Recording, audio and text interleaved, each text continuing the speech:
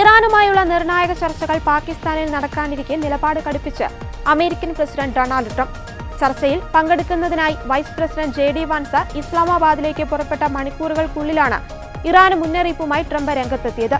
അന്താരാഷ്ട്ര കപ്പൽ പാതകൾ തടസ്സപ്പെടുത്തി ലോകത്തെ ഭീഷണിപ്പെടുത്തുന്നതല്ലാതെ ഇറാന്റെ കൈവശം മറ്റ് തന്ത്രങ്ങളൊന്നുമില്ലെന്ന് ട്രംപ് പരിഹസിച്ചു.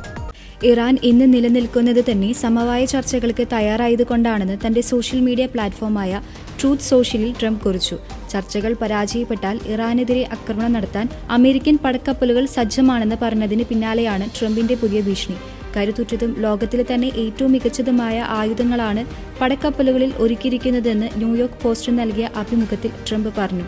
ആണവായുധ പദ്ധതികൾ ഉപേക്ഷിക്കുകയാണെന്ന് ഇറാൻ സമ്മതിച്ചതായും ട്രംപ് അവകാശപ്പെട്ടു. എന്നാൽ ആണവ പദ്ധതികളുടെ കാര്യത്തിൽ മുൻകൂർ നിബന്ധനകളൊന്നും അംഗീകരിച്ചിട്ടില്ലെന്ന് ഇറാൻ വ്യക്തമാക്കിയിട്ടുണ്ട്. ആണവായുധങ്ങൾ പൂർണ്ണമായും ഒഴിവാക്കുമെന്ന് ഇറാൻ തങ്ങളോട് പറഞ്ഞെങ്കിലും പിന്നീട് യുറേനിയം സമ്പുഷ്ടീകരണം തുടരുമെന്ന് മാറ്റി പറഞ്ഞതായി ട്രംപ് കുറ്റപ്പെടുത്തി.